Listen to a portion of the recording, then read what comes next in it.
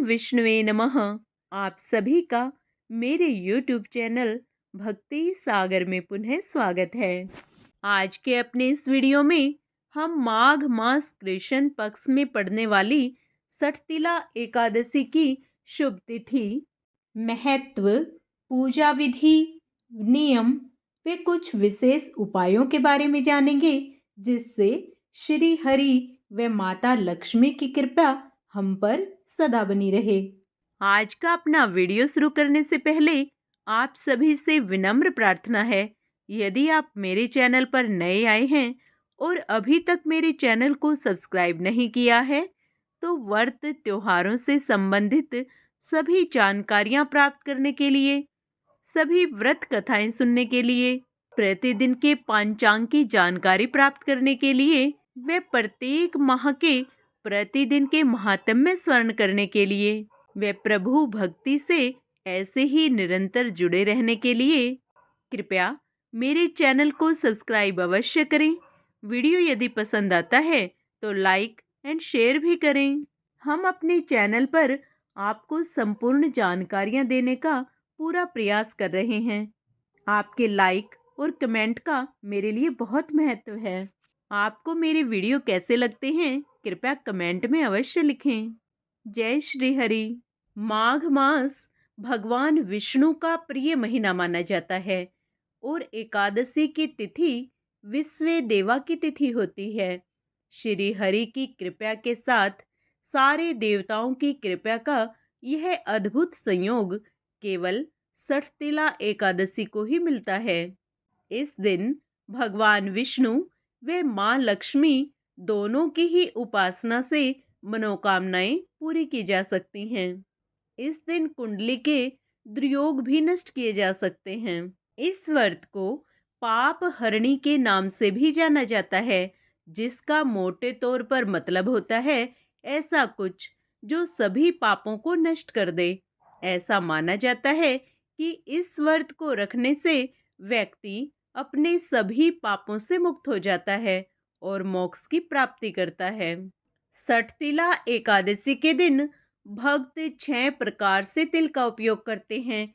तिल से स्नान करना, तिल से तर्पण करना, तिल का दान करना, तिल युक्त भोजन ग्रहण करना, तिल से हवन करना और तिल मिश्रित जल का सेवन करना। यह व्रत भगवान विष्णु को प्रसन्न करने और मोक्ष प्राप्ति के लिए किया जाता है।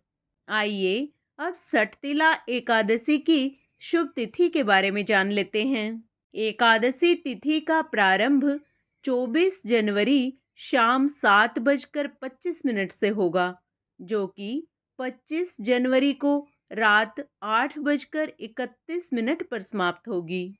उदया तिथि के अनुसार सठतिला एकादशी का व्रत 25 जनवरी 2025 शनिवार के दिन रखा जाएगा तथा व्रत का पारण अगले दिन सुबह 26 जनवरी 2025 को सुबह 7:12 से लेकर 9:21 के बीच में किया जाएगा। द्वादशी तिथि 26 जनवरी को रात 8:54 तक रहेगी। सठतिला एकादशी पर ध्रुव योग का संयोग बन रहा है। इसके साथ ही शिव वास योग का भी निर्माण हो रहा है। इन योग में लक्ष्मी नारायण जी की पूजा करने से साधक को मनोवांछित फलों की प्राप्ति होती है, साथ ही सुख और सौभाग्य में वृद्धि होती है। माघ के महीने में तिल का विशेष महत्व होता है। माघ महीने में सठतिला एकादशी के दिन खास तौर पर तिल का प्रयोग किया जाता है। कहते हैं कि सठतिला एकादशी के दिन तिल से विष्णु जी की पूजा करने वालों को जन्म मरण के बंधन से मुक्ति मिल जाती है और इस संसार में वो समस्त सुखों को भोगकर विष्णु लोक में जाते हैं। मान्यता है कि जितने तिल का हम दान करेंगे उतने ही पापों से मुक्ति मिल जाएगी। सठतिला एकादशी पर तिल का प्रयोग करने से जीवन में सुख, शांति और वैभव बना रहता है। धार्मिक मान्यता के अनुसार इस दिन तिल का दान करने से स्वर्ग की प्राप्ति होती है। तिल की उत्पत्ति विष्णु भगवान के पसीने से हुई है। इसलिए सठतिला एकादशी के व्रत में तिल का प्रयोग अवश्य किया जाता है। सठतिला एकादशी का व्रत रखने से वैवाहिक जीवन सुखमय और खुशहाल बनता है। ऐसा माना जाता है इस व्रत को करने से कन्यादान यानी सोने का दान करने और 1000 साल की तपस्या के बराबर पुण्य मिलता है। आइए अब सठतिला एकादशी की व्रत विधि जान लेते हैं। एकादशी व्रत की विधि 10वीं अर्थात माघ मास की 10वीं तिथि की रात्रि से ही शुरू हो जाती है। मान्यता है कि इन विधियों का पूरी श्रद्धा से पालन करने से व्यक्ति के जीवन में सुख समृद्धि आती है। 10वीं तिथि के सूर्यास्त के बाद व्रती को भोजन नहीं करना चाहिए। नारद पुराण के अनुसार एकादशी के दिन व्रती को सुबह जल्दी उठकर अपने दैनिक कार्यों को निपटाकर तिल युक्त जल से स्नान करना चाहिए। स्नान करने के बाद भगवान विष्णु का ध्यान करें और व्रत का संकल्प लें।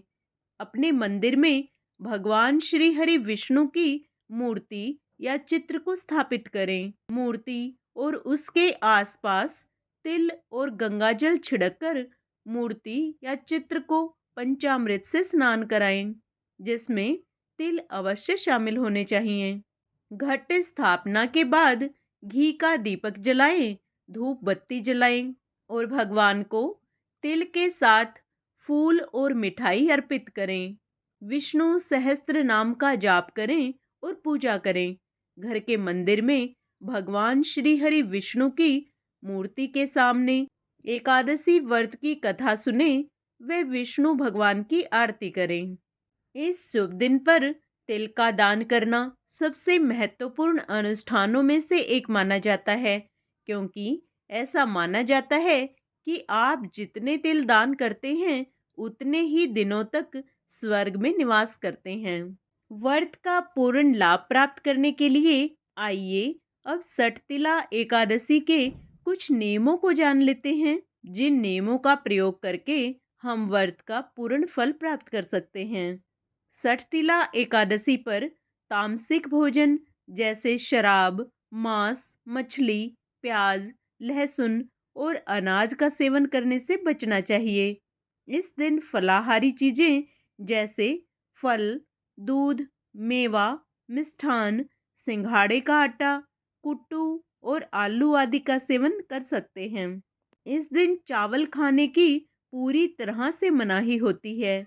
सठतिला एकादशी पर तुलसी के पत्ते तोड़ने से बचें, क्योंकि एकादशी के दिन तुलसी माता को स्पर्श करना शुभ नहीं माना जाता। भोग प्रसाद में तुलसी पत्र अर्पित करने के लिए एकादशी व्रत से एक दिन पहले ही तुलसी पत्र तोड़कर रख लेना चाहिए।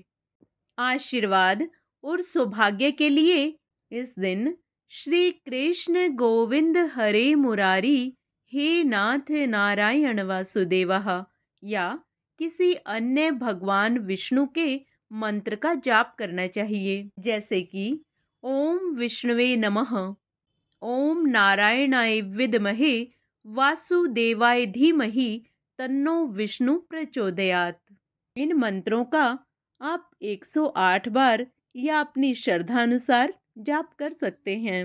एकादशी के शुभ मौके पर श्री हरि की कृपा प्राप्ति के लिए कमल का फूल उन्हें अवश्य अर्पित करें। एकादशी व्रत से एक दिन पहले ही सिर धो लें, क्योंकि इस तिथि पर बाल नहीं धोने चाहिए। इस शुभ तिथि पर भक्तों के लिए दिन में सोने की मनाही होती है। खास तौर पर जब आप उपवास कर रहे हैं तो दिन में सोना वर्जित माना जाता है।